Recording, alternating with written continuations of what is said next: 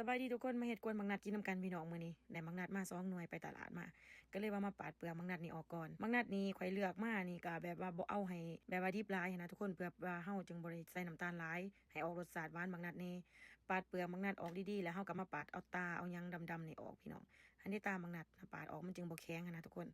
ปาดออกตามร่องนี่นะคือบางนัดนี่ข่อยเลือกมา2หน่วยก็ย้อนว่าเฮ็ดบ่หลายหั้นนะทุกคนถ้าผู้ใดอยากเฮ็ดหลายก็เพิ่มปริมาณขึ้นโลดเด้ออยากเฮ็ดหลายๆหน่วยนะนี่เด้หลังจากปาดตาออกก็มาปาดเป็นเพียงจังซี่ปาดออกแล้วก็มาปาดจังซี่เลยนี่ปาดแล้วก็พักข่อยจะบ่ได้ใส่เครื่องบดเด้อพี่น้องเพราะว่าข่อยอยากให้มันเป็นตอนพอได้หยำแน่นะนี่เด้คือดังที่เห็นนี่แหละปาดนิดหน่อยเฮาก็พักนะทุกคนหลังจากเฮาปาดเฮาพักแล้วหรือว่าผู้ใดอยากใส่เครื่องบดเครื่องปั่นก็ปั่นเอาโลดเด้อพี่น้องเด้อข่อยจะพักแบบนี้เด้คือเห็นนี่แหละแล้วข่อยสิมานั่นเทออกให้ทุกคนเบิ่งว่ามักนัด2หน่วยนี่ได้เท่าใดหันนะเทออกใส่กระโจกดังที่ข่อย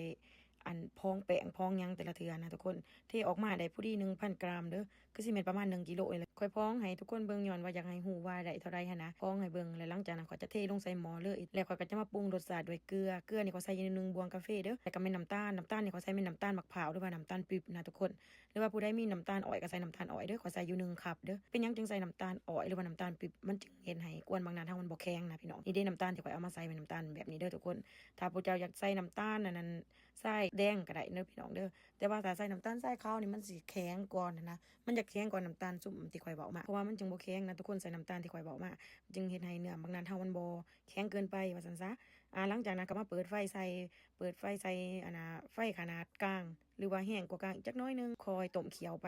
เรื่อยๆพี่น้องมักนัด2หน่วยบางทีนี่มันก็บกลงได้ทำอีกก็น้ำหลายอยู่ก็คนไปเรื่อยๆแหละไฟทำอีเฮาเปิดไฟแห้งแน่เนาะแล้วก็กลางลงมาแล้วก็อ่อนลงนะหันเด้พี่น้องเห็นบ่มันก็จะเป็นตอนแน่ตอนนั้นพอได้หยำแน่นะแล้วหลังจากนั้นข้อยจะใส่ในง่าข้อยเห็นวันนั้นเพจนึงเลาขายกวนบักนัดเลาใส่ในง่าข้อยก็เลยไปคั่วในง่าแล้วข้อยก็ตำบ่ฮู้ว่าเลาคั่วหรือบ่ข้อยเลยมาคั่วมาใส่พี่น้องแซ่บๆได้หอมในง่าข้อยก็บ่เคยใส่ในง่าจักเทื่อเพจนึงเลาซื้อปุเปะนะถ้าเราเลื่อนมาเห็นคลิปวิดีโอนี่ก็สิขอบใจเราหลายๆเพราะว่าเห็นเราว่าใส่ในงาน้ำแล้วก็ใส่น้ำตาลข้อยก็เลยว่าเอามาลองเฮ็ดใส่ในงานี่แหละข้อยก็เคยเฮ็ดอยู่ใส่แต่น้ำตาลแต่ว่าบัดมาใส่ในงานี่รู้สึกว่าแซ่บหอมพี่น้องเอ้ยหลังจากที่ว่าคั่วมันแห้งมันหยังแล้วนะทุกคนแบบคือดังที่เห็นนี่แหละข้อยก็สิตักออกใส่จานนี่ทุกคนตักออกใส่จานบักนั้น2หน่วยได้ซ้ำเห็นในจานเลยข้อยก็อดใจบ่ไหวแล้วใหม่ๆฮ้อนๆนี่ก็เอาข้าวเหนียวมาทุกคนข้าวเหนียวมาบ่ายโอ้อยากบอกว่าแซ่บแล้วก็หอมในงาพร้อมเอาไปลองเฮ็ดกินเบิ่งเด้อพี่น้องบอกเลยว่าแซ่บหลายเด้กวนบักนัดนี่ก็บ่ได้กินมานี่หลายปีแล้วถ้าผู้ใดมักคลิปวิดีโอนี่ก็ฝากกดไลค์กดแชร์นี่เด้อทุกคนบ๊ายบาย